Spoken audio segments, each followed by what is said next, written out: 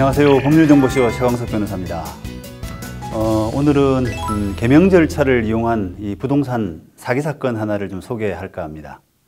우리가 이름을 바꾸는 절차를 바로 개명 절차라고 하는데요.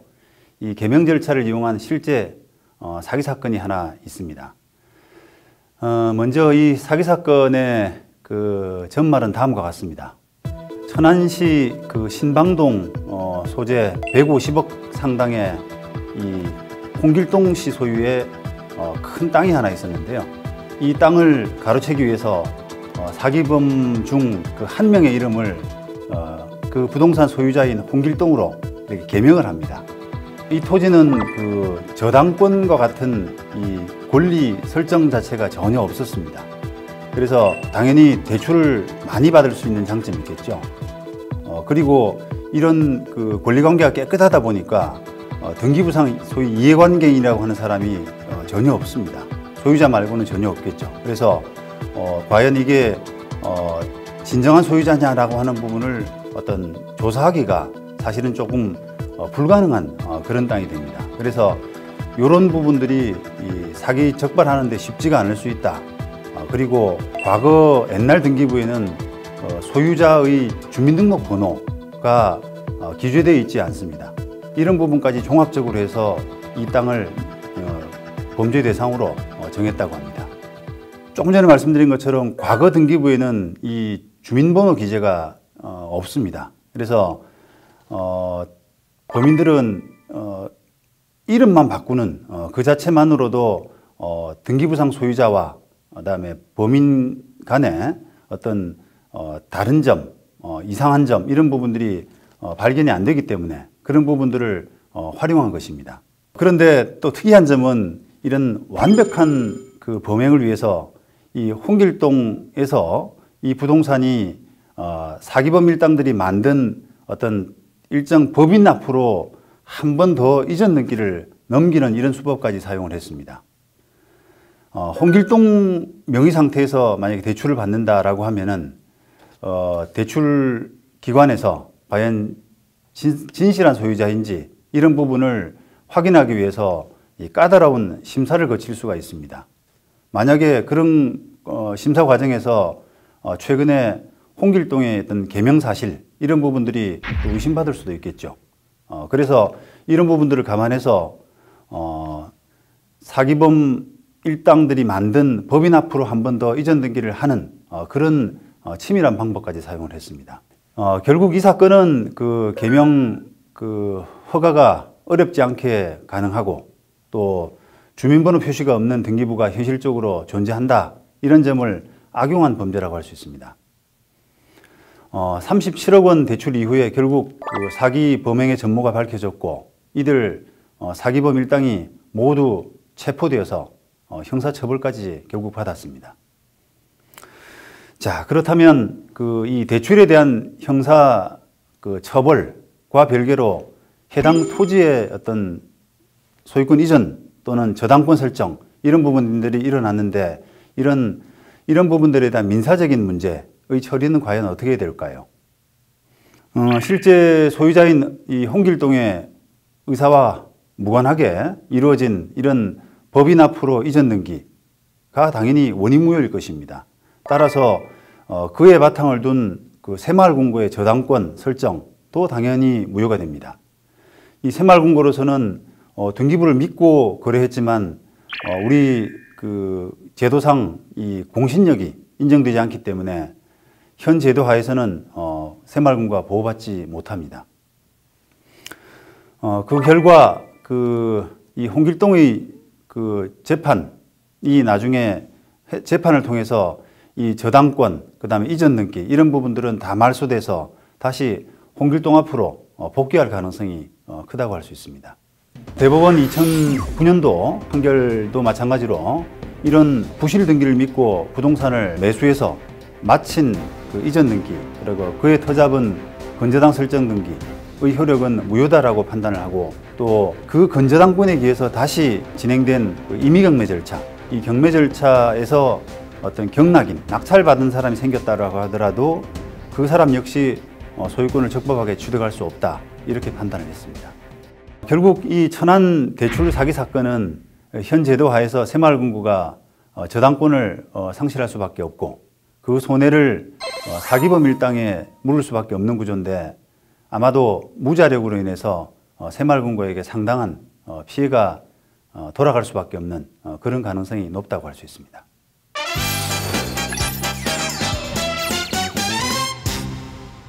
이번 주제인 개명 절차를 이용한 부동산 사기 사건의 키포인트는 이 원인 무효의 등기를 믿었다고 하더라도 원칙적으로는 보호되지 못하는 것이 현행 법 체계입니다.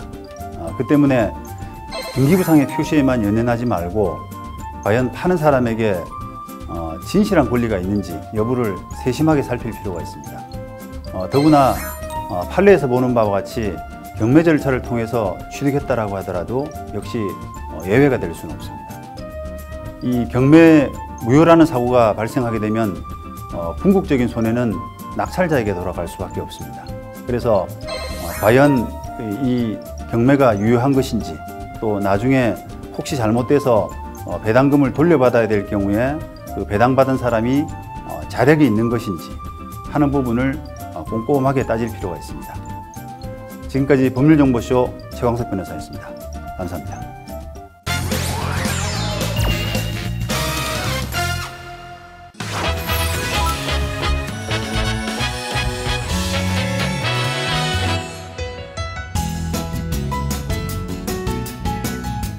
안녕하세요. 법률정보쇼 송윤 변호사입니다. 가맹사업 분야의 마지막 시간인데요. 가맹사업 분야의 가장 많은 분쟁 유형은 무엇일까요? 한국공정거래조정원에 신청된 분쟁조정 유형을 살펴보면 분쟁 접수 1순위는 바로 허위과장 정보 제공 행위였습니다. 그리고 그 뒤를 이어서 정보공개서 사전 제공 의무 위반, 그리고 3위는 부당한 구속조건부 거래가 차지했습니다. 그래서 이번 시간에는 분쟁 1순위인 허위과장 정보 제공 위반에 대한 구체적인 사례를 살펴보고 분쟁 해결 절차에 대해 안내드리겠습니다. 우선 관련 조항을 보면요. 가맹사업법 제9조 1항은 가맹본부는 가맹 희망자에게 정보를 제공함에 있어 허위 또는 과장된 정보를 제공하거나 중요사항을 누락해서는 안 된다라고 규정하고 동법 시행령 제8조에서는 그 유형을 세분화해서 첫째, 객관적 근거 없이 예상수익 상황을 과장해서 제공하거나 최저수익을 보장하는 것처럼 정보를 제공하는 행위를 규정하고 있습니다. 그리고 두 번째는 가맹 희망자의 점포 예정지 상권 분석 등과 관련하여 사실 여부가 확인되지 않은 정보를 제공하는 행위. 세 번째는 가맹본부가 취득하지 않은 지식재산권을 취득한 것처럼 정보를 제공하는 행위. 마지막으로 이에 준해서 사실과 다르게 또는 사실을 부풀려 정보를 제공하는 행위를 규정하고 있습니다. 법원과 공정위의 판단 기준을 보면요. 대법원의 경우 가맹본부의 조사 방법과 그 분석 결과가 통상적인 사업자가 스스로 새로운 점포를 개설하려고 하는 때의 조사 방법과 분석 결과를 기준으로 할 때 수익 예측의 합리성과 적정성이 있는지, 그리고 그 설명 내용에 정확성이 있는지를 기준으로 위법성을 판단한다라고 설시했습니다. 공정거래위원회에서는 조금 더 자세하게 풀어서 설명을 하고 있는데요. 첫 번째는 바로 객관적 근거가 있느냐입니다. 가맹점 매출액이나 순수익은 개별 가맹점의 위치와 재반 여건에 따라 차이가 발생을 할 수 있고 계절에 따라 매출이 달라지는 특성이 있기 때문에 가맹본부 전체 또는 유사 상권의 1년 동안의 매출액 그리고 순수익을 기준으로 수익 구조를 산출해야 장래 예상 수익 상황을 합리적으로 예측한 것이라고 보고 있습니다. 물론 손해배상을 위해서는 인과관계가 인정이 돼야 되는데요. 가맹본부가 사실과 다르거나 사실을 지나치게 부풀린 정보 또는 중요사항을 누락한 정보를 제공했다 하더라도 가맹 희망자가 그 정보로 인해 계약 체결 판단에 별다른 영향을 받지 않았다는 객관적 정황이 있다면 허위 과장 정보 제공 행위로 보지 않습니다. 또 정보 제공의 주체와 수단, 시기, 기간, 표현 방법 등을 고려해서 보통의 주의력을 가진 가맹 희망자를 기준으로 위법한지 여부를 판단을 하는데요. 같은 정보를 제공한다 해도 일반 직원이 설명하는 것보다는 임원이 정보를 제공하는 경우, 그리고 구두보다는 문서 형태로 정보를 제공하는 경우, 개별적인 상담보다는 공식적인 사업 설명회상의 정보 제공 행위가 그리고 이례적이 아닌 지속적인 정보 제공 행위가, 가정적인 제공보다 확정적인 정보 제공 행위가 감행 희망자를 기만하거나 오인시킬 우려가 높다라고 판단하고 있습니다. 위법하다라고 판단한 사례들을 알려드릴 건데요. 우선 가맹점의 매출액 그리고 수익 등을 부풀려서 광고한 12개 사입니다. 객관적인 통계 자료를 바탕으로 하지 않고 막연한 추정에 근거해서 매출액이나 수익을 부풀려서 광고했습니다. 객관적 근거 없이 높은 수익률을 얻을 수 있는 것처럼 수익률 47%, 홀오프 매출 보조 마진율이 높음이라고 광고를 했는데요. 우리 심결례에서는 위법하다라고 판시를 했습니다. 이어서 사실과 달리 가맹점 수가 많은 것처럼 광고했던 2개 사입니다. 가맹점 수가 1,005점을 달성한 사실이 없음에도 계약이 추진 중인 가맹점까지 포함해서 1,005점 오픈이라고 광고하고 자료를 제공한 건데요. 또 객관적인 통계 자료를 바탕으로 하지 않고 막연한 추정에 근거해서 매출이나 수익을 부풀려서 광고했다. 또 폐업한 가맹점까지 포함해서 전국 400호점 돌파, 전국 400여 개 가맹점과 함께한 감동적인 성공 창업 스토리라고 광고한 것도 위법하다라고 판단했습니다. 또 구두로 예상 수익을 제공했으나 실제 운영 결과 적자로 본사가 제시한 매출의 44%에 불과했던 사안인데요. 역시 위법하다라고 판단했습니다. 다음으로 알려드릴 건 분쟁 해결 절차인데요. 일단 분쟁이 발생을 하면 공정거래 전문 변호사와의 상담이 필요합니다. 그리고 일단은 합의 여지를 볼 수가 있기 때문에 내용 증명을 띄워서 본사와의 합의를 시도를 하고요. 본사가 합의에 응하지 않을 경우에 한국공정거래조정원에 분쟁 조정을 신청하게 됩니다.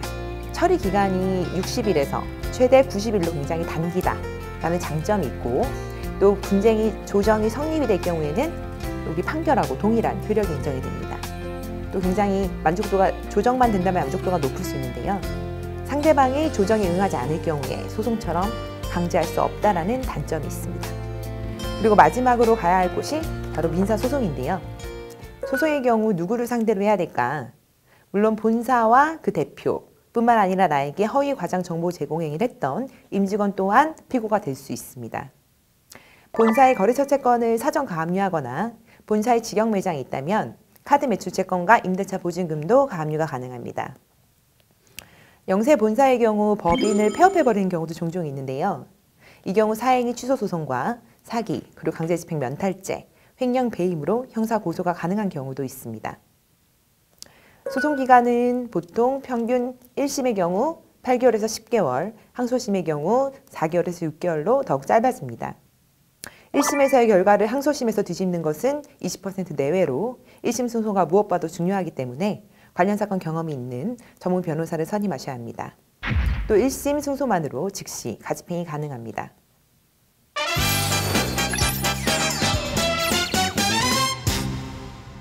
이번 주제의 허위 과장 정보 제공 위반과 분쟁 해결 절차의 키포인트는요.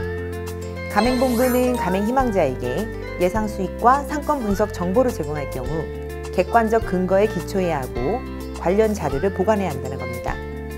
또 공정거래조정원은 처리 기간이 비교적 단기지만 조정이 되지 않을 사안의 경우에는 시간이 낭비하는 결과가 될 수 있기 때문에 가맹점주는 분쟁이 발생했을 경우 공정거래 전문 변호사 진행 방향 그리고 승소 가능성에 대해 구체적인 상담과 전략을 짜서 무엇보다도 재산 보전 조치를 해두시는 것이 중요합니다.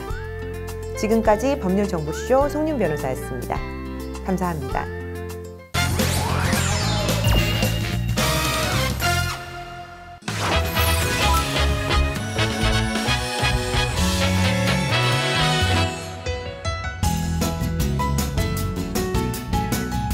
안녕하세요. 법률정보쇼 주창훈 변호사입니다. 오늘은 학교폭력이 무엇인지, 학교폭력이 발생한 경우 그 처리 절차는 어떻게 되는지에 관해 설명드리도록 하겠습니다. 제가 중고등학교를 다닐 때만 하여도 학생들 간의 다툼, 따돌림 등의 문제는 그 나이 또래 아이들은 그럴 수도 있다면서 가볍게 다루어졌습니다. 하지만 따돌림 등 학교폭력으로 인한 자살 사건이 늘어나면서 학교폭력은 더 이상 묵과할 수 없는 일이 되었습니다.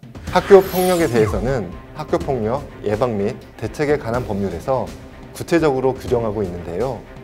법률에 규정된 내용을 보면 학교 내외에서 학생을 대상으로 발생한 상해, 폭행 등 형사상 범죄뿐 아니라 강제적인 심부름, 따돌림, 정보통신망을 이용한 음란, 폭력 정보 등에 의한 신체, 정신 또는 재산상의 피해를 수반하는 행위 일체를 학교폭력으로 정의하고 있습니다. 즉, 법률상 학교폭력은 직접적 폭력 행위에만 국한되지 않습니다. 최근 대구지방법원에서는 같은 반 학생에게 설명충, 진지충이라고 놀린 것 역시 학교폭력에 해당한다고 판결하였는데요. 친구를 놀린 행위 역시 피해 학생에게 정신적 피해를 주었다면 학교폭력에 해당한다는 판결입니다. 스마트폰의 보급이 확산되고 단체 채팅방을 통해 학생들 간의 정보를 교환하는 일이 빈번해지면서 사이버상에서 특정 학생을 집단적으로 따돌리거나 집요하게 괴롭히는 사이버 폭력이 학교 폭력에서 차지하는 비중이 급격히 늘고 있습니다. 구체적으로 단톡방에 피해 학생을 초대해 욕설을 하거나 괴롭히는 경우, 피해 학생을 단톡방에 초대한 뒤 한꺼번에 퇴장하는 경우, 피해 학생이 단톡방에서 나가도 끊임없이 초대해 괴롭히는 경우가 있는데요.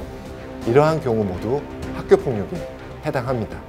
이러한 학교 폭력이 일어난 사실을 알게 된 사람은 어떻게 해야 할까요? 학교폭력 예방 및 대책에 관한 법률 제20조에서는 학교폭력의 신고 의무를 규정하고 있습니다. 즉, 학교폭력을 알게 된 사람은 누구든지 학교 등 관계기관에 이를 신고할 의무가 있습니다. 학교폭력이 신고되면 학교폭력이 일어난 동기나 피해 정도를 불문하고 학교 내에 설치된 학교폭력대책자치위원회, 흔히 학폭위라고 하는데요. 학폭위가 소집되어 심의 절차를 거친 후 피해 학생과 가해 학생에 대한 조치가 내려집니다. 학폭위는 사안의 진상을 조사한 후 심의를 통해 학교장에게 피해 학생에게 심리상담 및 조언, 치료 및 요양, 학급 교체 등의 보호 조치를, 가해 학생에게는 피해 학생에 대한 사과, 학교 또는 사회에서의 봉사, 출석 정지, 전학, 퇴학 처분 등의 선도 조치를 내릴 것을 요청할 수 있습니다. 이러한 학폭위 요청에 따른 학교장 조치에 이의가 있을 때에는 재심을 청구할 수 있고, 재심 결정에 이의가 있다면 행정심판 또는 행정소송을 제기할 수 있습니다. 하지만 학폭위에서 가해 학생에게 내리는 선도 조치는 징계에 불과하지 형벌이 아닙니다. 따라서 학폭위로부터 징계를 받았다고 하더라도 가해 학생이 중학교 2학년으로 14세가 넘었다면 형사처벌의 대상이 될 수 있습니다. 검찰 등 수사기관으로서는 학교폭력이 신고된 경우 가해 학생을 성인과 마찬가지로 조사하여야 합니다. 다만 미성년자의 범법행위는 충동적이고 우발적이며 환경으로부터 영향을 받는 경우가 많다는 점을 고려하여 우리 법은 소년 범죄에 대해서는 보호처분이라는 특별한 제도를 규정하고 있습니다. 이에 따라 검사나 법원은 사건을 수사 또는 심리한 결과 적절한 사유가 있다고 판단되면 소년보호 사건으로 처리하여 해당 사건을 소년부에 송치할 수 있습니다. 실무상 소년부 송치라고 이야기를 합니다. 사건을 받은 법원 소년부 판사는 심리 결과 보호 처분을 할 수 없거나 할 필요가 없다고 인정되면 아무런 처분을 하지 않기로 하는 이른바 불처분 결정을 할 수 있고, 나아가 심리 결과 가해 학생에게 형사처분이 필요하다고 인정되면 사건을 검찰로 송치할 수도 있습니다. 하지만 통상적으로는 가해 학생의 여러 정상을 고려하여 소년법 제32조에 규정된 1호부터 10호까지 보호처분 중 하나를 내리게 됩니다. 우리가 흔히 듣게 되는 소년원에 갔다는 말도 보호처분을 받았다는 뜻으로 형사처벌을 받았다는 말은 아닙니다. 이처럼 학교폭력이 일반 형사사건이 아닌 소년보호사건으로 진행이 되면 가해 학생에게는 소위 전과가 남지 않게 됩니다.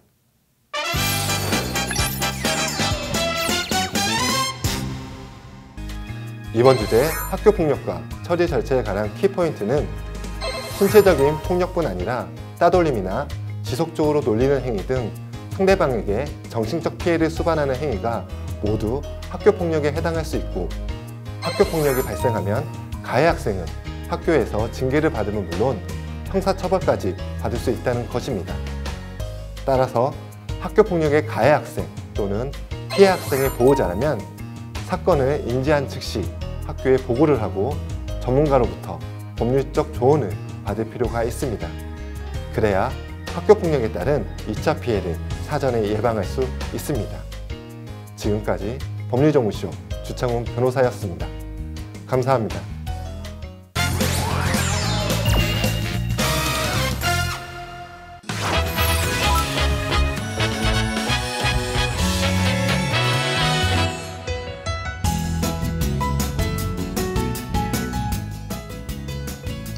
안녕하십니까. 법률정보쇼 오성환 변호사입니다. 이번 시간에는 훔친 레시피로 장사를 하는 것이 영업비밀 침해에 해당될까? 라는 주제로 말씀을 드리려고 합니다. 한 사례를 들어서 설명을 드리도록 하겠습니다. 이 A회사는 전국에 100여 개의 가맹점을 둔 추어탕 가맹 사업자였습니다. 설립 5년째가 되던 해에 그 A회사의 주요 임원들이 그 A회사를 퇴직하고 그동안 A회사에서 추어탕 식자재를 납품하던 자와 새롭게 추어탕 가맹 사업을 하는 B회사를 설립했습니다. 그런데 이 B회사의 설립자들이 A회사 재직 당시 취득한 추어탕 제조 비법을 그대로 접목시켜 월 1억 2천만 원의 매출을 올렸습니다. 이 경우 영업비밀 침해에 해당되는지에 대해서 설명드리겠습니다. 우선 영업비밀이 무엇인지를 알아야 합니다.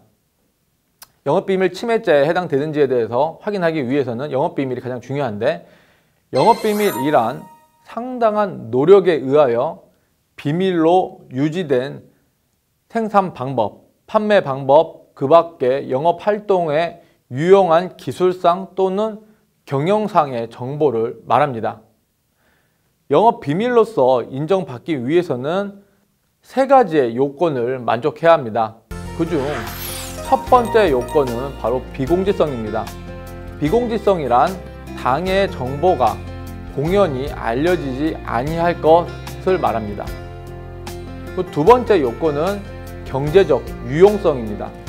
당해 정보가 생산 방법, 판매 방법, 기타 영업 활동에 유용한 기술상 또는 영업상의 정보로서 독립된 경제적 가치를 지닐 것을 말합니다. 마지막 세 번째가 가장 중요한데요. 비밀 관리성입니다.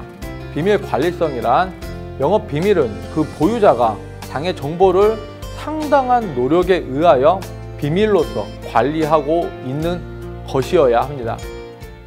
여기서 비밀 관리성이 인정되기 위해서는 다음과 같은 조건을 만족해야 합니다.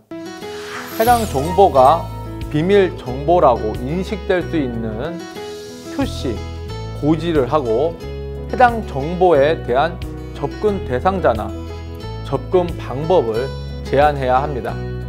그리고 해당 정보에 접근한 자에게 비밀 준수 의무를 부과하는 등 객관적으로 그 정보가 비밀로 유지 관리되고 있다는 사실이 인식 가능한 상태여야 합니다. 앞의 사례에서는 B회사 측은 A회사 점포에서 근무한 사람이라면 A회사 조리법을 누구나 익힐 수 있고 그 추어탕을 누구나 만들 수 있기 때문에 추어탕 제조 비법은 이미 알려진 것이기 때문에 비공지성을 만족하지 못한다고 주장을 했습니다. 이에 재판부는 다음과 같이 판시를 하며 B회사의 영업비밀 침해를 인정했습니다. 판시 내용은 봉지에 쓰인 공개된 내용물의 함량 표시만으로는 추어탕의 맛을 낼 수 없다. 같은 재료도 배합 비율과 끓이는 시간, 꺼내는 시간 등의 조리법과 조리 순서 등을 달리해 차별화될 때 맛을 낼 수 있다. 이에 A회사는 소스 배합실을 통제구역으로 지정하고 CCTV를 설치하여 관리했다는 점에서 합리적인 노력을 기울인 것으로 보인다라며 B회사의 설립자들에게 징역 1년, 집행유예 2년을 선고했습니다. 위 판결은 음식의 조리 비법 역시 비공지성, 독립적 경제성, 비밀 관리성의 요건을 갖추면 영업 비밀로 보호된다는 것을 명확히 하였다는 점에 큰 의미가 있고, 두 번째로는 법원이 산업기술이 아닌 레시피를 영업 비밀로 인정한 첫 사례라는 점에서 그 의미가 더욱더 크다고 하겠습니다. 나아가 프랜차이즈에서 자행되어 온 제조비법 빼돌리기 등의 불법적인 행동을 사전에 차단할 수 있는 좋은 선례가 되었습니다.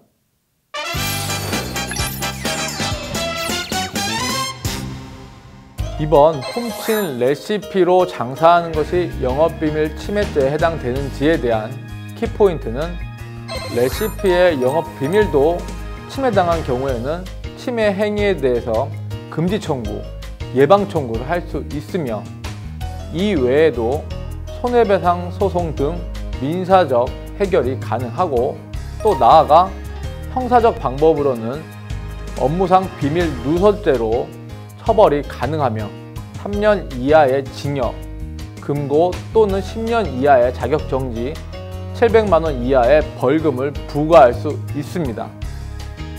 지금까지 법률정보쇼 오성환 변호사였습니다. 감사합니다.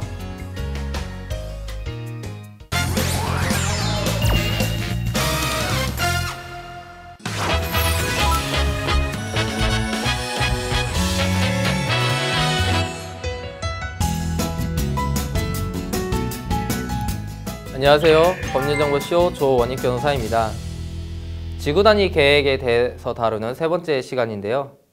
지구단위 계획을 상세히 다루는 이유는 실제 토지 이용이나 분쟁에 있어서 자주 이슈가 되기 때문입니다. 오늘은 지역별로 지구단위 계획 구역을 설정하는 목적에 대해 살펴보겠습니다. 지구단위 계획은 지구단위 계획 구역의 목적에 맞게 계획을 수립하게 되어 있습니다. 같은 말이 반복되는 것 같은데, 지구단위 계획 구역은 어떤 지역에 지구단위 계획을 수립하여야 하는지에 관한 사항을 정하는 것이고, 지구단위 계획은 앞서와 같이 설정된 구역 안에 구체적으로 어떻게 건축물의 높이를 할 것인지, 용적률은 어떻게 할 것인지에 관한 사항을 수립하는 것입니다. 따라서 구역 설정이 먼저이고 그 다음에 계획이 설정되는 것이지요. 앞으로는 지구단위 계획 구역이 발음하기 어려우니까 지구단위 구역이라고 하겠습니다. 지구단위 구역이란 토지 이용을 합리화하고 그 기능을 증진시키며 이관을 개선하고 양호한 환경을 확보하며 그 지역의 체계적, 계획적으로 관리하기 위하여 국토계획법에 따라 도시관리계획으로 결정, 고시된 구역을 말합니다. 일반적인 용도지역이나 용도구역 설정만으로는 효율적인 토지 이용을 촉진할 수 없으므로 체계적, 계획적 개발 또는 관리를 위해 지구단위 구역을 설정하는 것입니다.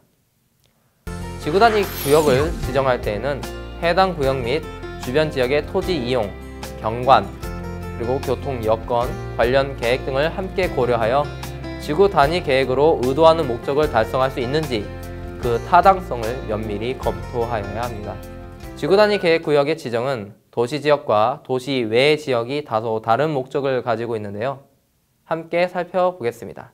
먼저 도시지역에서의 지구단위 계획 구역 지정의 목적에 대해 살펴볼 텐데요. 기존의 시가지 정비 목적인데요. 기존 시가지에서 도시의 기능을 상실하거나 낙후된 지역을 정비하는 등 도시 재생을 추진하기 위해서 설정하는 경우입니다. 두 번째는 기존 시가지의 관리인데요.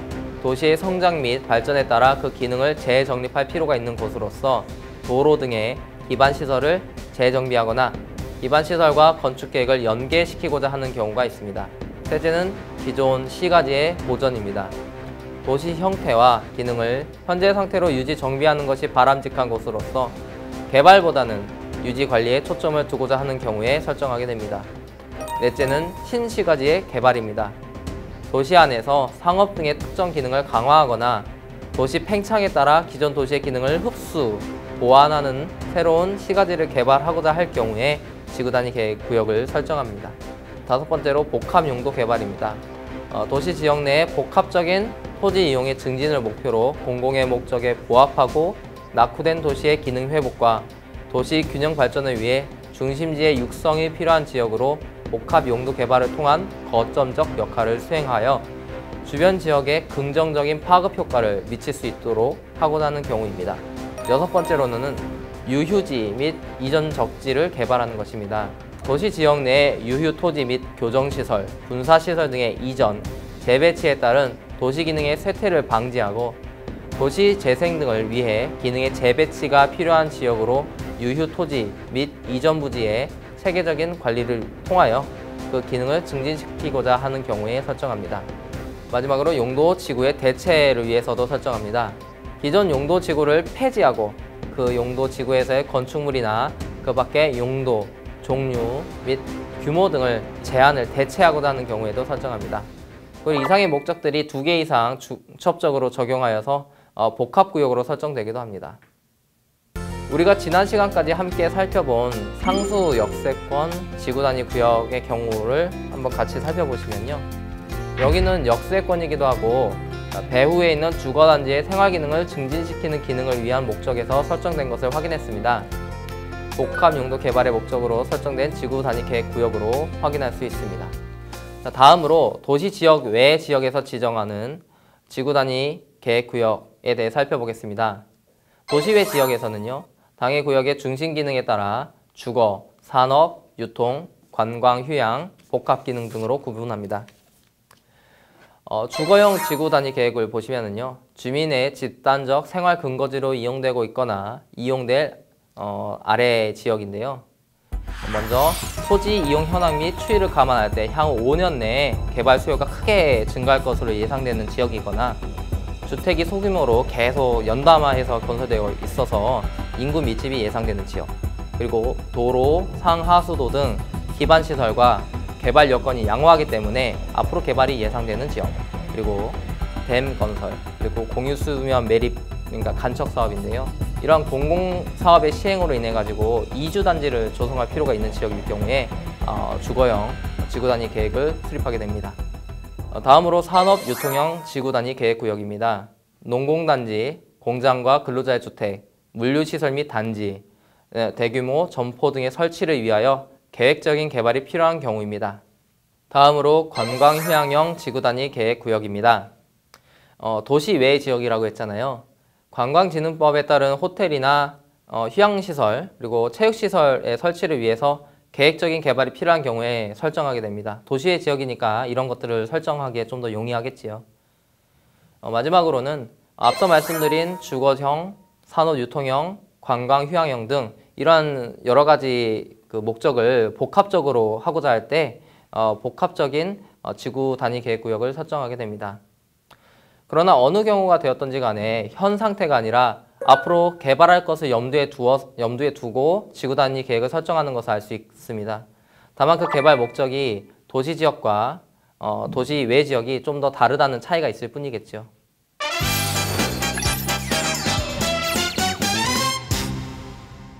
지금까지 지구 단위 구역에 대해 살펴보았습니다. 오늘의 키포인트는 첫째, 지구 단위 계획은 지구 단위 계획 구역의 목적에 따라 수립한다. 둘째, 지구 단위 구역은 도시 지역과 도시 외 지역의 수립 목적 차이가 있다. 셋째, 수립 목적은 모두 특정 지역의 개발 사업과 관련이 있다입니다. 지금까지 법률정보쇼 조원익 변호사입니다. 감사합니다.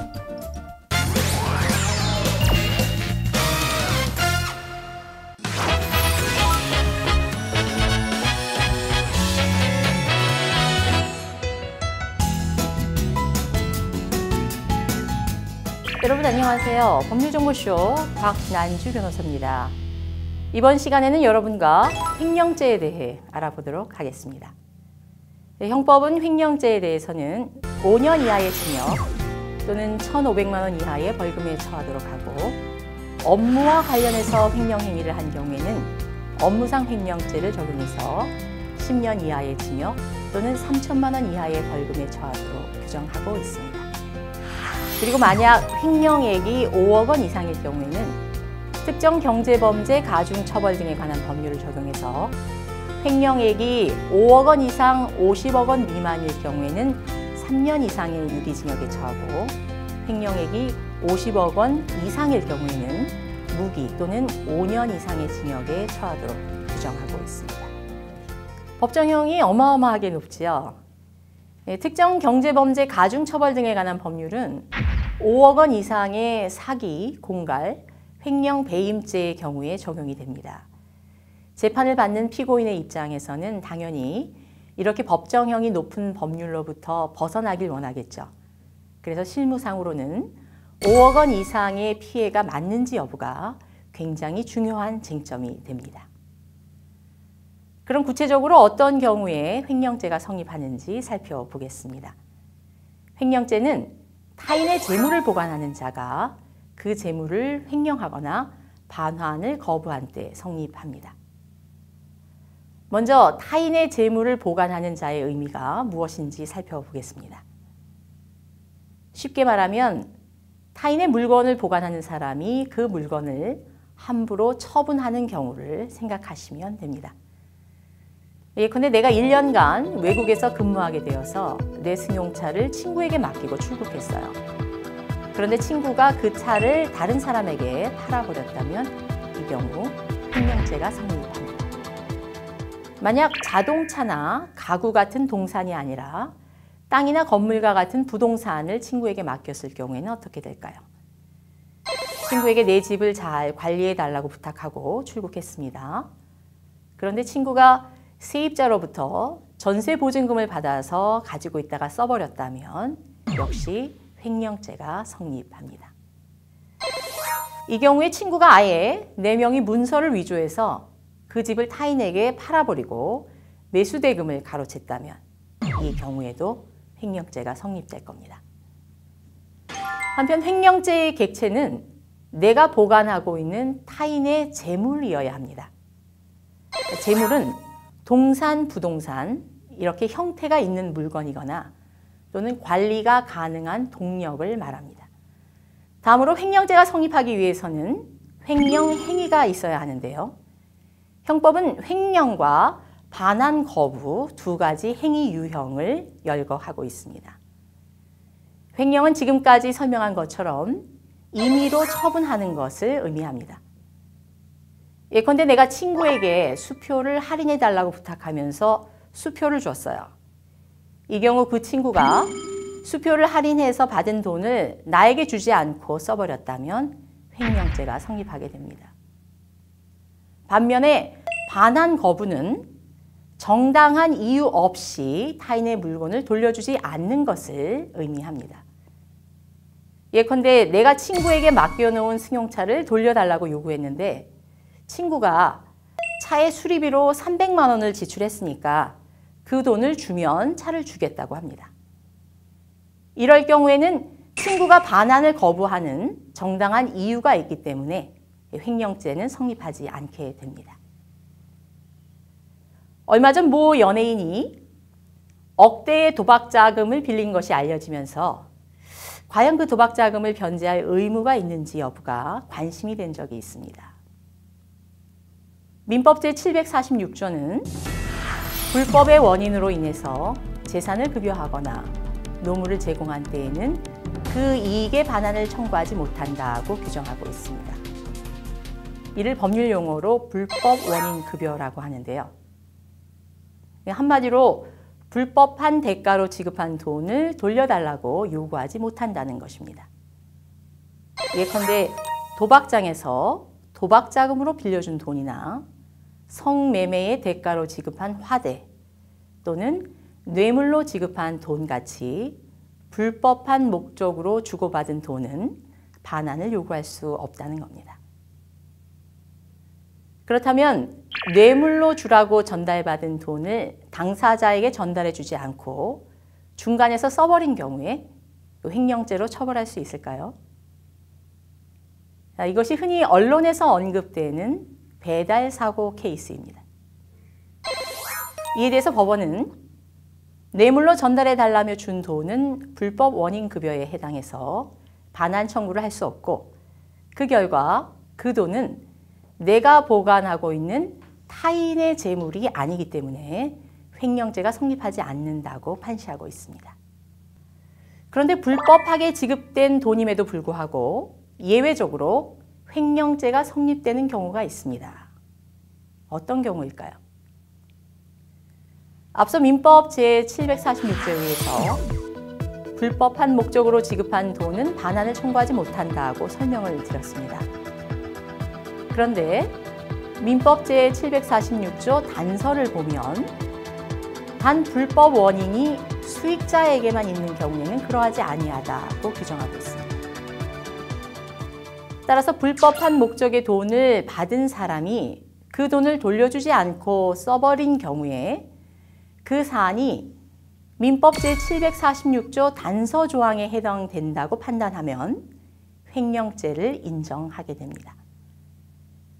이와 관련해서 판례는 호주가 율랑녀와 화대 수입을 5대5로 나누기로 약속을 하고도 율랑녀에게 지급해야 할 돈을 써버린 사안에서 불법 원인 급여는 원칙적으로 반환을 요구할 수 없지만 예외적으로 돈을 준 쪽보다 받은 쪽의 불법성이 크다면 반환을 허용하는 것이 공평하다는 이유로 호주를 횡령죄로 처벌했습니다.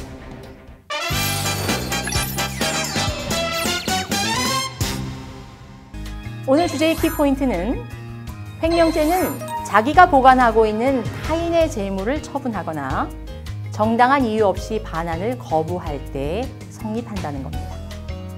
단 뇌물이나 화대 등 불법한 목적으로 지급한 돈은 반환을 요구할 수 없기 때문에 이런 돈을 개인적으로 써버렸다 해도 횡령죄로 처벌할 수는 없습니다. 지금까지 법률정보쇼 박난주 변호사였습니다. 감사합니다.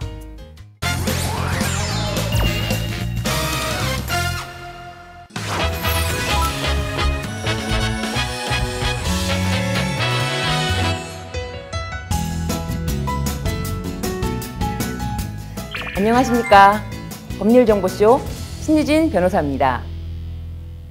일전에 학교폭력 사안에 대해서 설명을 해드렸었는데요. 많은 분들이 추가적인 문의가 있으셔서 이번 시간은 그에 이어서 학교폭력 사안에 대해서 설명을 해드리려고 합니다. 학교폭력, 도대체 왜, 무엇이 고민일까요? 우선 사연을 남겨주신 분의 고민을 들어보도록 할게요. 우리 아이는 중학교 2학년 남학생 K군입니다. 학교에서 우리 아이가 여름방학 시작 전에 친구인 M군을 발로 찼다고 해서 학폭위가 열렸고 학폭위 조치로 1호 서면 사과, 2호 보복 금지, 6호 출석 정지 5일이 나왔습니다.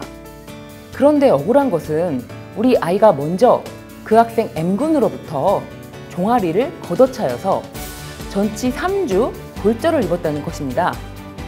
그런데 이렇게 학폭의 결과가 나왔길래 한편으로는 억울했지만 우리 아이가 이를 더 크게 일으키고 싶지 않다고 해서 학폭위 조치를 받아들이고 넘어가려고 했는데요. 갑자기 경찰서에서 촉법소년으로 조사를 받으러 오라고 하여서 정말 억울합니다. 우리 아이는 이렇게 범죄자가 되는 건가요? 그러면 가장 궁금하신 내용, 중학교 2학년 학생인데 경찰의 조사를 받게 된다면 어떤 형사처벌을 받는 것일까요? 이 부분을 먼저 설명해 드릴게요. 중학교 2학년이라면 형사 미성년자의 기로에 서 있는 나이라고 할 수 있습니다. 만 14세 미만은 형사 미성년자로서 형사처벌의 대상이 아니기 때문입니다. 즉, 생일이 아직 지나지 않은 나이라면 만 14세가 되지 않겠죠. 다만 10세 이상 14세까지는 소년법에 적용을 받게 됩니다. 소년법은 만 10세 이상부터 만 19세 미만까지 적용되는 형사처분에 관한 특별법인데요. 아동 청소년이 건전하게 성장하도록 돕는 것을 목적으로 제정된 법입니다. 그렇기 때문에 형사 미성년자라고 할지라도 만 10세 이상이면 소년법상의 보호처분을 받을 수 있다는 점을 기억하시기 바랍니다. 그래서 사연을 주신 K군의 경우에는 소년법은 적용될 것으로 보입니다. 그러면 계속해서 그 사연을 들어보도록 할게요. 우리 아이가 먼저 때린 것이 아니고요. M군으로부터 종아리를 걷어차여서 전치 3주의 골절이 나왔잖아요. 우리 애가 오히려 폭행으로 경찰 조사를 받게 되었습니다. 어떻게 하나요? 네, K군이 종아리에 골절상이 있었다니 이 사연을 조금 더 심도 깊게 살펴보았는데요. 사연인 즉 K군이 M군으로부터 종아리를 4대나 걷어차였고 종아리를 맞고 나서야 K군이 M군의 머리를 한 대 때렸다고 합니다. 그런데 여기서 그쳤으면 참 좋았을 텐데 K군은 다음날 아침에도 다리가 너무 뻐근하고 아프니까 막 화가 나고 억울한데 누구한테 말도 못했던 거죠. 혼자서 끙끙 앓고 학교를 갔더니 M군이 신나게 놀고 있는 모습을 본 거죠. 억울한 마음이 들었고 최소한 자신이 맞은 만큼은 똑같이 때려주고 싶은 생각에 딱 3대를 더 때렸다고 합니다. 그런데 이때까지도 K군은 자신의 종아리에 골절상을 입었는지는 몰랐었는데요. 며칠이 지나도록 계속 아프길래 K군은 어머니께 넘어졌다고 말씀드리고 병원에 가서 진단을 해보니 종아리뼈가 골절되었다는 사실을 알게 된 것입니다. 그럼에도 K군은 M군을 학교폭력으로 신고하지는 않았고 다만 학교에 K군도 다쳤다는 사실을 알리고 진단서를 제출하였다고 합니다. 그렇다면 K군과 M군이 쌍방폭행으로 서로 합의가 될 만도 했을 텐데요. 아마 K군의 종아리뼈가 골절된 사실은 학폭위에서 제대로 논의되지 않았고 학교폭력으로 신고한 피해 학생 M군의 입장으로만 학폭위에서 사안 조사가 되면서 K군에게 1호, 2호, 6호 출석정지 5일이 나왔다고 보여집니다. 문제는 아직 M군의 부모님이 이 상황을 정확하게 파악하시지 못한 것 같은데요. 이런 경우에는 M군과 K군 모두 쌍방 폭행이 되고 무엇보다 골절이 있었기 때문에 M군의 경우에는 상해의 책임까지 질 수도 있게 되겠습니다. 여러분, 그렇다면 이 경우 가장 현명하게 해결할 수 있는 방법이 없을까요? 이 사연을 접한 여러분들은 어떻게 생각하시나요? 그렇다면 이 사건에서 누군가 처벌을 받는 것이 너무나 안타까운 일이 될 것 같아서 제가 직접 M군의 어머니께 연락을 드려서 이러한 자초지정을 설명드렸습니다. 그랬더니 M군의 어머니는 깜짝 놀라시면서 K군이 종아리가 골절된 사실을 전혀 모르고 계시는 것이었습니다. 이 사건에서는 M군의 어머니가 전후 사정을 모르고 정말 잘못을 했다고 결국 K군에 대한 고소를 취소하셨습니다. 여러분, 폭행죄는 반의사 불벌죄입니다. 피해자의 의사에 반해서는 처벌할 수 없는 범죄라는 것입니다. 따라서 쌍방 폭행에서 서로 합의하고 서로 용서하면 둘 다 처벌되지 않지만 둘 다 끝까지 용서를 안 하면 둘 다 처벌이 된다는 것입니다. 만약 끝까지 서로 화해나 용서가 되지 않았다면 두 학생 모두 소년법상의 보호처분을 받게 되었을 것입니다. 학교폭력 예방법과 소년법은 모두 교육 목적에 일정한 처분을 하도록 규정되어 있는데요. 학교폭력 예방법에서 가장 강력한 조치는 전학 또는 퇴학 처분이고요. 소년법에서 가장 강력한 조치는 소년원 위탁 처분이라고 할 수 있습니다. 우리 아이들이 건강하고 안전하게 학교 생활을 할 수 있도록 우리 부모님이 어떻게 도와줄 수 있을까요? 무턱대고 학교폭력으로 신고하는 것이 우리 자녀를 도와주는 것이 결코 아닙니다. 우리 아이와 충분히 대화를 나누고 상대방 아이와도 충분히 대화를 나누는 절차가 필요한데요. 학부모님들은 자칫 잘못하면 학교에서 상대방 아이 편을 든다고 오해를 하시기 때문에 일선 학교에서는 이런 조정 절차가 이루어지기가 매우 어렵다는 현실적인 문제가 남아 있습니다.